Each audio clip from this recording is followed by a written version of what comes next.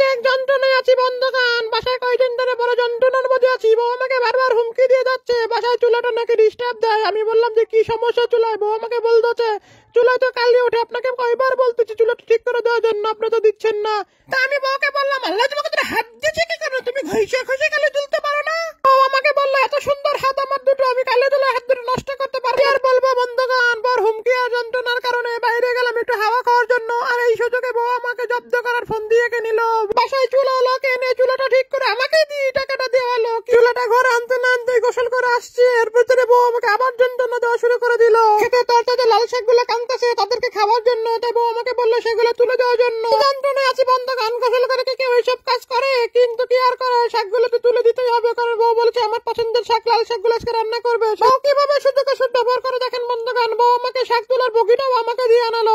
শুধু ফাঁকি দেওয়া ধান্দা দেখে, তার কাজ শুধু ক্যামেরাটা ধরে রাখা। ক্যামেরাটাও ভালো করে ধরতে পারে না, কিভাবে আমার ভুঁড়িটা দেখিয়ে দিচ্ছে জনগণকে। ওইদিকে বউকে বললাম না ও একটা শাক তুলে দিয়েছে, তোমার আর শাক তুলে দিতে পারবো না। তারপরে সে তো আমাকে হুমকি দিল, শুনে আর সহ্য করতে পারলাম না, তখন রেগে মেগে ফায়ার হয়ে পুরো শাক তোলার জন্য লেগে পড়লাম। ওইদিকে ভিডিও আমাকে আবার হুমকি দেওয়া শুরু করলাম, আমার নাকি শাক তোলা হয় না। সেই কথা বলে সেও লেগে পড়লো শাক তোলার জন্য। তার দুইজনে মিলে শাকগুলো একটা ডিস্টিং করে তোলা শুরু করে ফেললাম। কেন বন্ধগান আপনাদেরকে প্রমাণ দেখে এখানে মরিচ গাছ দেখিয়ে বউ আমাকে হুমকি দিয়ে বলে শাকগুলো যদি ভালো করে না তোলেন আপনাকে মরিচ লাগিয়ে দেওয়া হবে। হোক বন্ধগান, কি আর বলবো, শাকগুলো দেখে আমারও কিন্তু অনেক ভালো লাগতেছে। শাকগুলো এত তরুতে দেখ, কুচি কুচি কুচি কুচি শাক দেখে আমার মনটাও লুতুপুতু করতেছে শাকগুলো খাওয়ার জন্য। কারণ বন্ধগান লাল শাক আমার অনেক পছন্দের একটা সবজি। শাকগুলো তো কুচি ছিল যে আসলে দেখে অনেক ভালো লাগতেছিল, আর শাকগুলো দেখলে অনেক মনে হলেও কারণ শাকটা রান্না করলে তো অনেক অল্প হয়ে যাবে, সেই কারণে যেখানে যা শাক ছিল সবগুলো শাক তুলে নিচ্ছি। শাকগুলো তুলে বারবার বউকে দেখি আমিও হুমকি দিয়ে বললাম আমিও শাকগুলো তুলতে পারি, তুমি শুধু একাই তুলতে পারো না, আমিও তুলতে পারি। কি আর বলবো বন্ধুগণ, বউদেরকে কি হুমকি দেওয়া দেয়। বউ আমাকে আবার হুমকি দিয়ে বললো শাকগুলো তুলে সে যখন ঘরে চলেন, তো শাকগুলো নিয়ে আমি ঘরে চলে গেলাম। আমার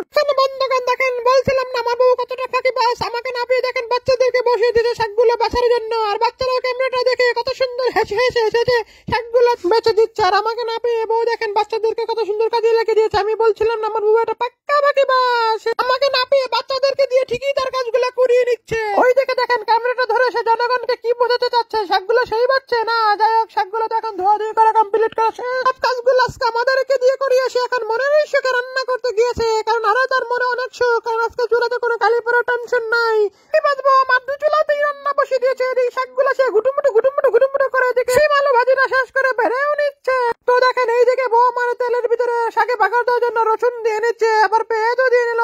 কি বলবো বন্ধুগণ, আমার তো মনে হয় বউ এই সময় আমাকেই নিয়ে ভাবছে, সে তো পারে না পেঁয়াজ রসুনের মতো আমাকেও লাল করে ভেজে ফেলে। যাই হোক বন্ধুগণ, এখানে কিন্তু আমাদের লাল শাকটাও রান্না করা। আজকেও দ্বিতীয়বারের মতো ফানি বয়স দিয়ে ভিডিও বানালাম। তো আমাদের ভিডিওটি কেমন লাগলো অবশ্যই সবাই দেখবেন, আর আমাদের পাশে থাকবেন, সবাই আমাদের জন্য দোয়া করবেন।